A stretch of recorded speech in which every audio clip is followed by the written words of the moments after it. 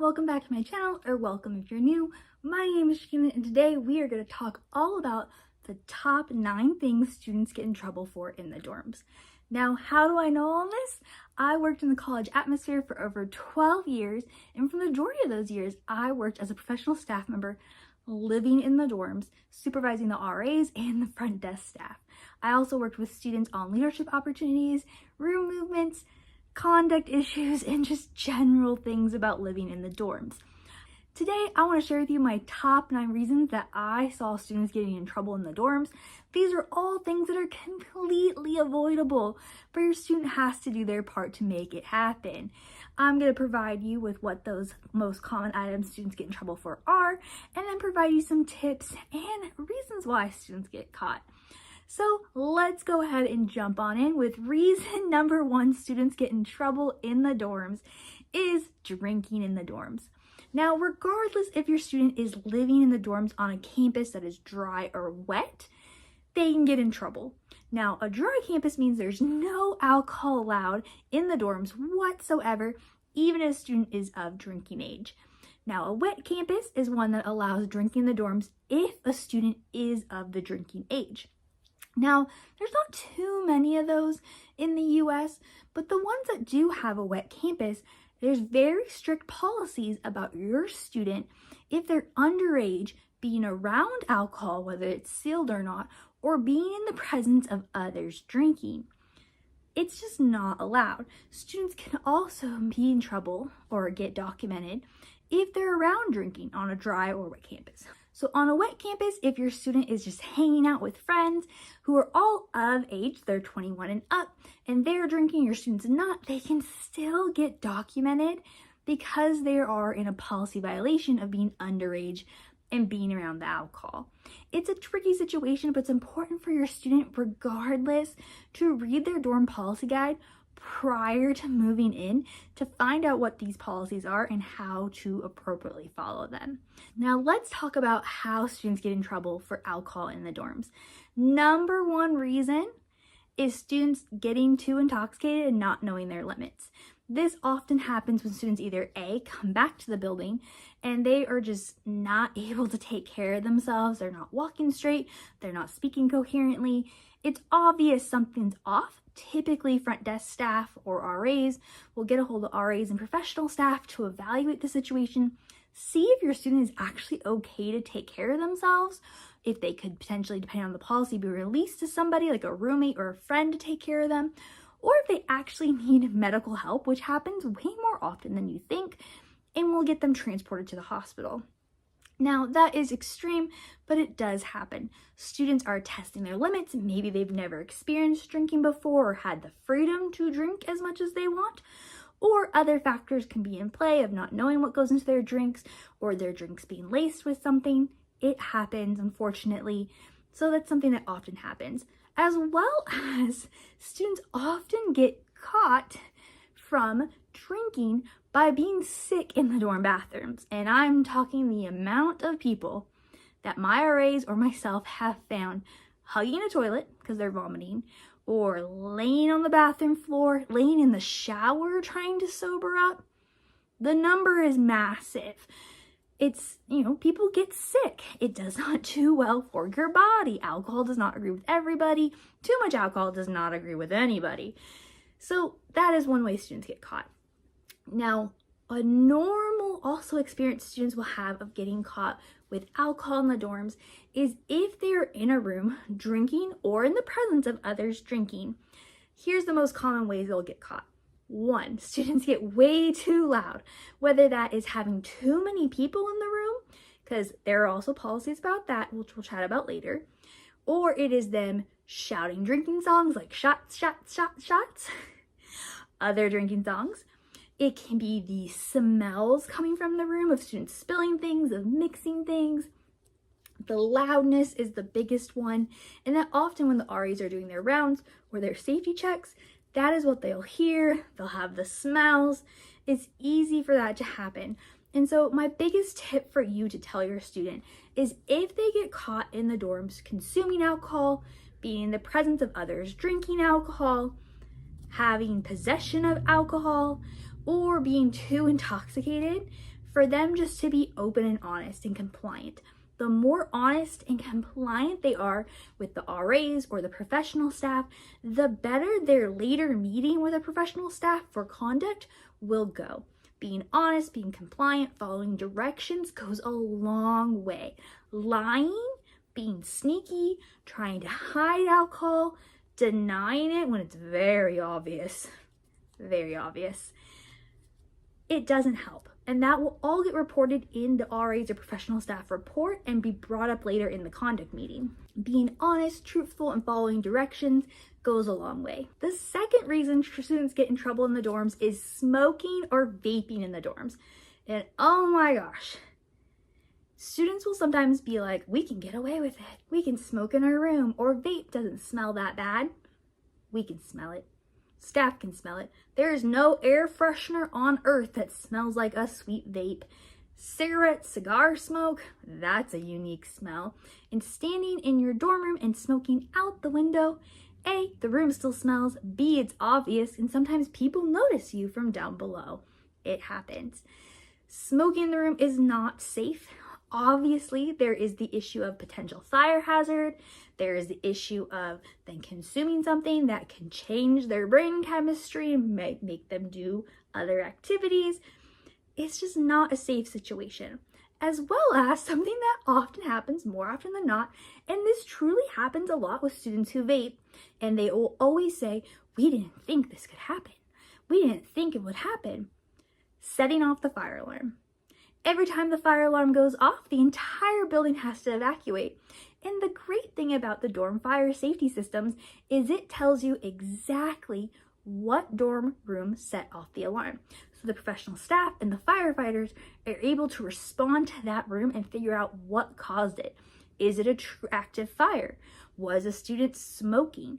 And they're able to enter that space and use contact clues of the smell, paraphernalia left out, if students didn't evacuate, to figure out the cause of that fire alarm going off, and then that can be dealt with conductly with a report being written and your student having to meet with an individual to talk about their actions. In all honesty, it's not worth it. Smoking marijuana, cannabis, smoking cigarettes, cigars, vapes in the dorm room, it's just not worth it. We can smell it, people can hear it, people know what's going on.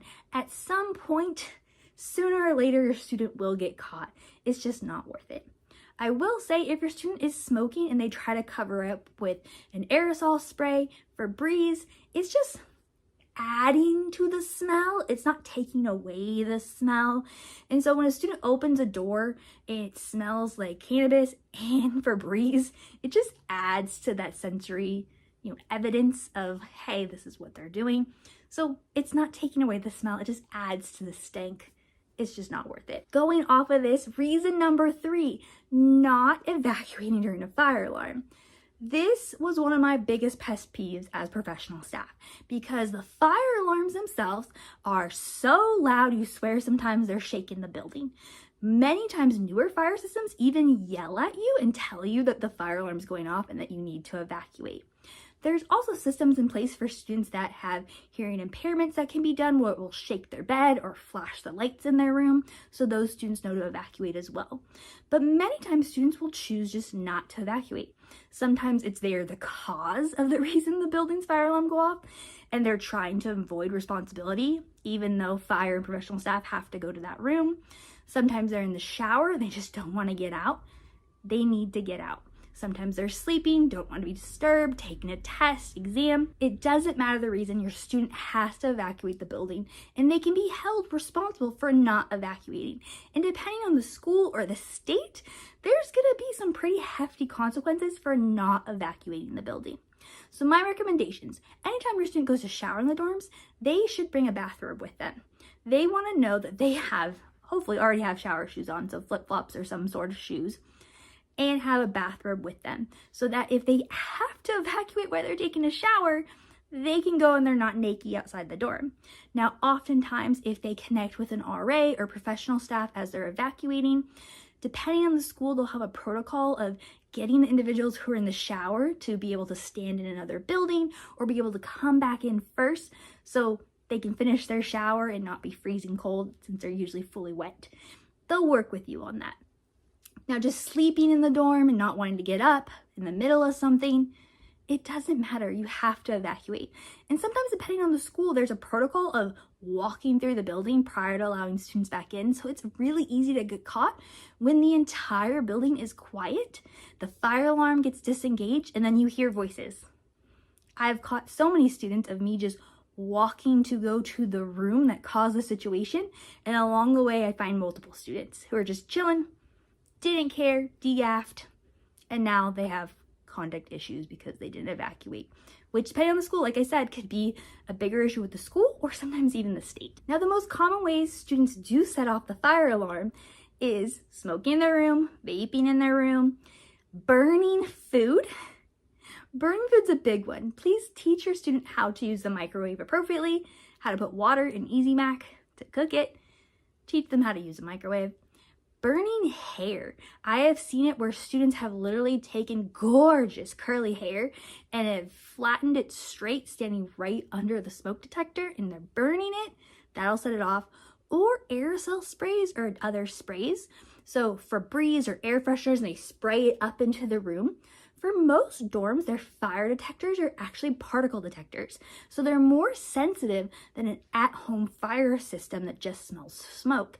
If particles are getting in the air, which is usually burning things or chemicals, that will set off the building fire alarm. So they're way more sensitive. So air fresheners are not the best use, just if you're cleaning your room, because it could set off the fire alarm. Also, with evacuating, I always recommend, no matter what, if your student's living in the dorms, they should have, before they go to bed, should always have a bathrobe or a blanket or a sweatshirt at the end of the bed, and shoes. There should always be easy access to shoes and something to keep them warm right by their bed. So if they're having to evacuate in the middle of the night, in a cold evening, they can easy access, grab those items, put them on as they're evacuating so they're warm.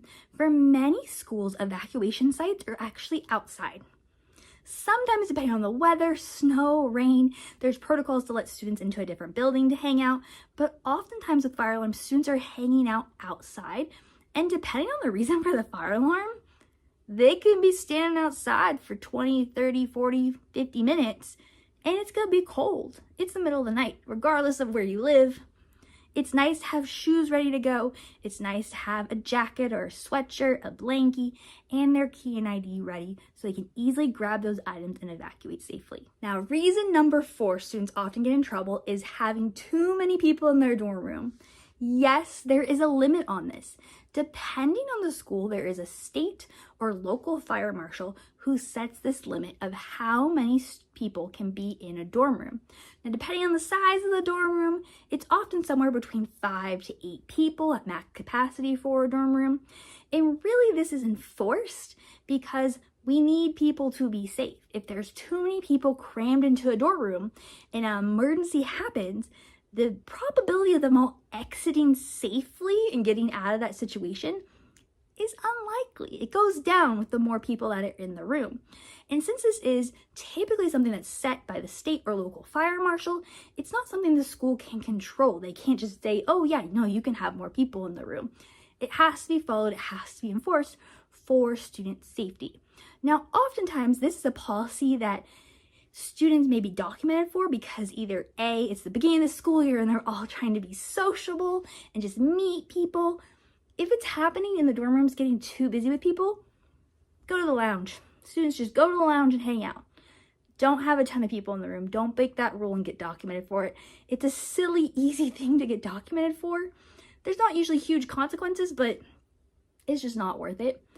This also can come into play if the students are drinking in a dorm room, and oftentimes when students are drinking in a dorm room, they're inviting friends in, they're inviting people in.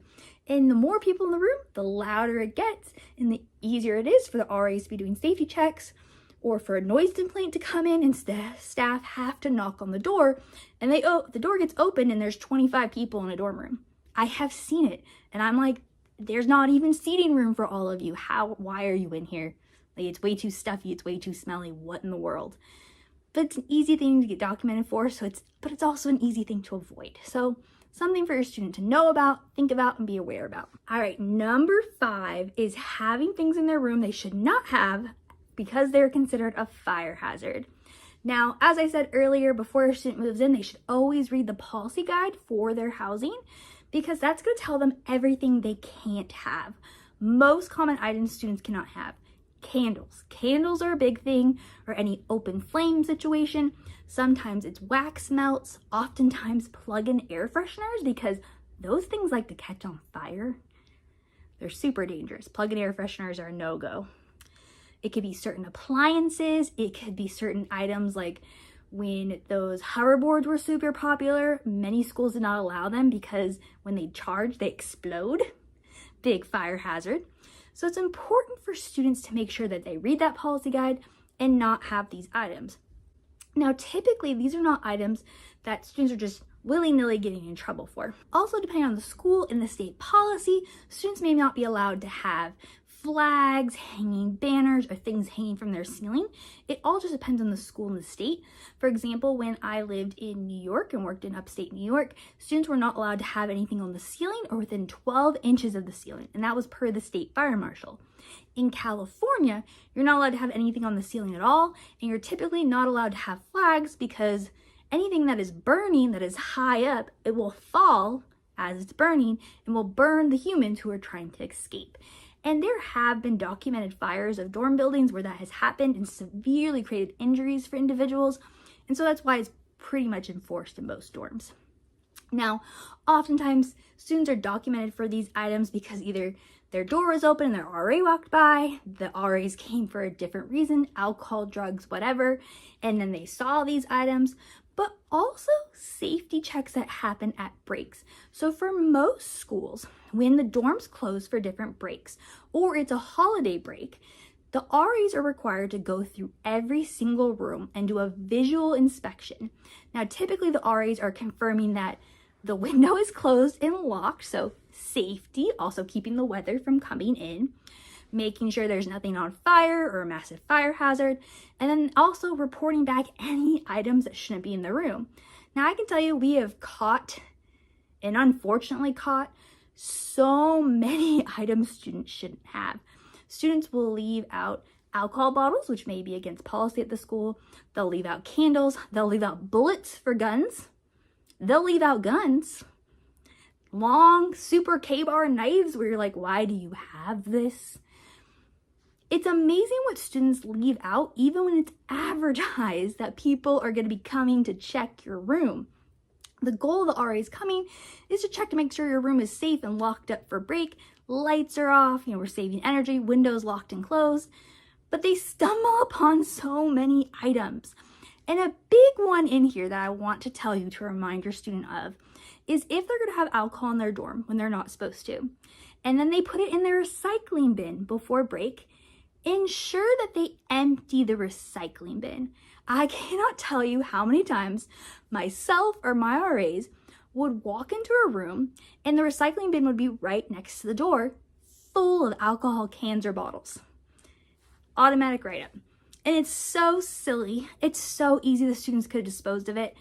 And it's so frustrating because especially for staff, for RAs and professional staff, every single thing that's found during those checks, they have to document. And that's writing a separate report per room for the items. And then the professional staff have to call upon and meet with all those students when they get back from break. It's a cranky situation all around. Nobody likes it. So remind your student, read the policy guide, don't have things they're not supposed to have in their dorm room. And if they're gonna break policy, be smart about it and don't leave it out. Do yourself a favor and don't leave it out. All right, reason number 6, and this is super silly reason, but it happens every year. It's typically there's a policy where students are not allowed to move lounge furniture from the lounges into their bedroom. Now, I don't know why it is so enticing to move a coffee table, to move a lounge chair or couch into a bedroom, but oftentimes students do this when they want to watch movies in somebody's room, they want to watch a football game or something like that, but it's not allowed. A, because it can create a fire safety hazard where there's now too much furniture in that room and should not be there, so egress is an issue. Also, it's community property, should stay where it should stay. But then personally, those things are not cleaned very often. Like chairs and couches in community spaces are cleaned maybe once a year in the summer. and people sleep on those, they do other activities on those. It's gross to have it in your room. So it's a silly thing. Just don't take furniture from the lounge spaces and move it into a different space. It's not worth it. Just go somewhere else. Many times in the college dorms, there'll be at least one lounge that has a TV. So if your students are really wanting to watch something, they can go watch it in the lounge. Number 7, trashing community spaces. Oh my goodness, this happens so often, and it really often happens in the bathrooms. It may happen in the lounges, it may happen in the hallways, but it oftentimes happens in the bathrooms. Now, depending on the dorm, there's often cameras in like hallway spaces and lounge spaces. And if an area gets destroyed, staff does their best to review those cameras and try to identify and find out who done it so those individuals can be held responsible. But most housing contracts do have a clause in it that if an individual cannot be found, all the individuals living on that floor or within that area may split the cost for the damage, whether that's cleaning fees or it's actual damage. Now, I have had this happen in many situations. First one I'll give you is there became a trend one year of students liking to break the glass for the fire doors. So the little doors that would be where there would be fire extinguishers. For some reason, it became a trend to break those, and they're expensive to replace. Luckily, for the most part, with that trend, we'd be able to identify the people who would walk down the hallway and just elbow break the glass. It was ridiculous, but it took a lot of work from staff to watch the cameras, find the people, work with the RA staff to figure out who it was, and then bring that person in to hold them accountable. But bathrooms are the worst because there's not usually cameras in the bathroom.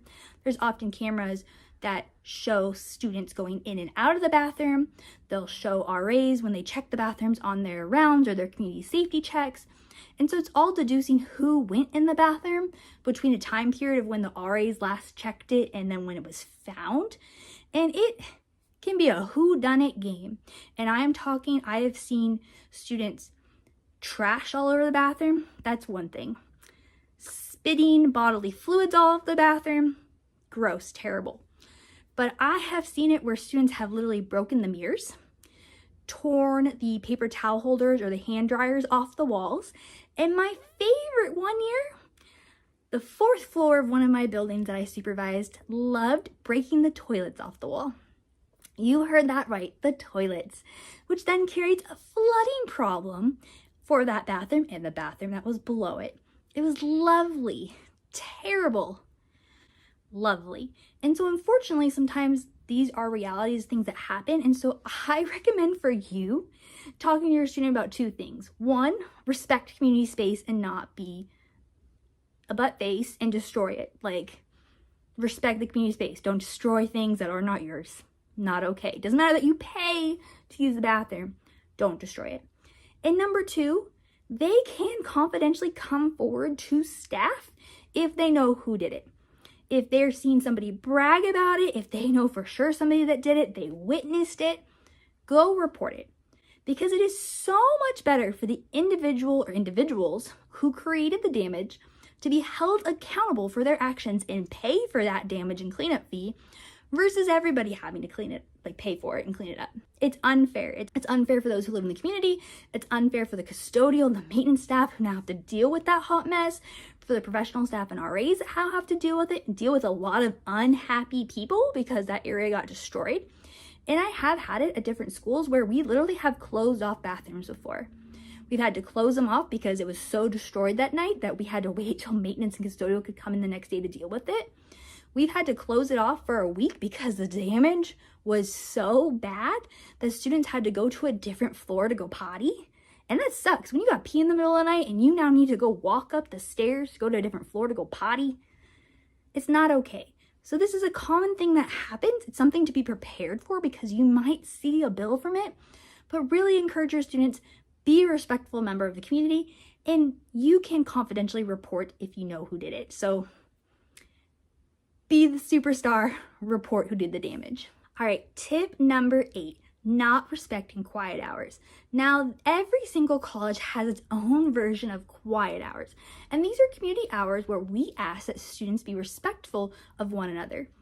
Typically, they're somewhere around where they start around 10 p.m., 11, midnight and they go into the next morning, where we ask students not to be blasting music, not to be screaming, running up and down the hallways, or just in general being super loud.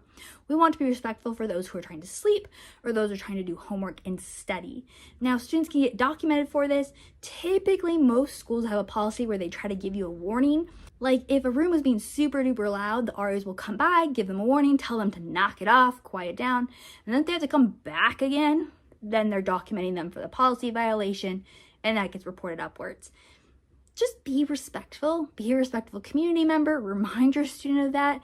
Don't be blasting music, don't be blasting the TV, video games. People get heated in video games and start yelling. It's just not worth it. Be a respectful member of the community. Avoid that documentation. All right, and now reason number 9. And this reason is not really a conduct related reason, but it's something I want you to be aware about because it could be a financial issue, is lockouts. So is lockouts or losing their key and ID. Now, at many schools, students will get a few free lockouts, whether that's per semester, quarter, or year, where they can use those to get into their room with assistance of an RA or staff member or spare key without any consequences. Because it happens. Depending on where you live, the doors might automatically lock behind you. You easily forget your key and ID. It happens. But sometimes students are just not responsible and they forget their items multiple times. And most often schools start charging for lockouts. At a few of the schools I worked at, you would get the first 2 free. The third and fourth one would cost $5 each. Then the next 2, $10 each. And after that, it was like $35 each. Because you're also wasting time and resources for a staff member to have to help you get into your room. And if you think about it with a locksmith, if you get locked out of an apartment or out of your house, you're going to be calling a locksmith who's going to cost over $100 to let you in. It's an easy life lesson to learn to remember to check for your key and ID before you leave the space, because it can become a financial issue if you don't. Now, I also want to touch on keys and IDs in general. So for many schools, keys and IDs are what you're using to access the building. Oftentimes you're using your ID card to access the actual dorm, to swipe in or tap in. Sometimes they have a physical key or they use their ID card as a key to get into their bedroom. And if students lose these items, there is almost always a replacement cost. ID cards can range anywhere from $2 to $20 depending on the school, because it's not just about replacing the physical card, it's also all the access that has to happen. So think about this. Your student loses their ID card. They then have to go to the ID card office or somewhere on campus to get a physical card. It then has to be reported to the correct staff who handles access to shut off their old ID card, which takes time. Like someone has to email or call them, then that person has to go into the system, adjust the access. And it also takes time for them to add access to the brand new ID card. So this is workers' time that is also getting paid from the fee your student is paying to get that new ID card. And some schools do have policies depending on the amount of times you lose your ID card, the fee will increase because the inconvenience has increased and you're not learning to keep track of your ID card. For ID cards, I always recommend there's options of getting a lanyard. You can get a lanyard that can be put in. They make special holders. You, depending on the card, sometimes can punch a hole in it to put it on a lanyard or a key ring. You could have it in your wallet because most students don't lose their wallets. You can also get those sticky wallets that go on the back of a phone case, and so you can hold their debit card and their ID card in that, so most students don't lose their phones. Find a solution that works for you to not lose the ID card, because that is gold. That is their access typically to get in the building, maybe into their bedroom, and for their meal plan. It can be a mess losing your ID. Now also with actual physical keys, if your student needs a physical key to get into their bedroom, there is going to be a cost to replace that. Many schools I found the cost was somewhere between $30 to even $75, because so not only does your student's key need to be replaced, but an actual locksmith now needs to come to the room and replace the entire lock and refigure it to a new key, and oftentimes get their roommate or roommates a new key, because you don't want someone in the dorm finding that lost key and trying to figure out what door it goes into and gaining access to somebody's bedroom. So if there is a dorm room that has 4 people in it and one person loses their key, now all 4 of them need brand new keys and a new lock on their door. So there is going to be an expense to that happening. It's not often a conduct issue, but it is an expense, and you might get a surprise bill on your student's account that they have, that they were charged for getting a new lock and a new key because they lost it. So making sure they're responsible enough, have a good keychain or some system to keep a hold of their key and not forget their key is really important. Alrighty, y'all. So that was the top 9 reasons students get in trouble in the dorms. These are what I saw throughout my years working as a student staff and professional staff in the dorms. There's many other reasons my students maybe get documented for violating policies, but the biggest thing you and your student can do is read the policy guide before they come to school, refresh rereading it every now and then, and just be a good community member. Be a good person, be a good roommate, not destroy community spaces. It's really simple. It takes a lot more effort to be a jerk and violate policies and be a bad community member than it does to be a good one. So remind your student to be a good student. Alright, y'all, if you like this video, please hit subscribe and like the video below. If you have any advice or tips and tricks that you have from your experiences you've seen, or from your own students about students getting in trouble in the dorms, please feel free to add those into the comments below. If you have any questions, please also add them in, and I'll do my best to respond to them in the comments or address them in a future video. I hope you all have a wonderful day and are staying healthy.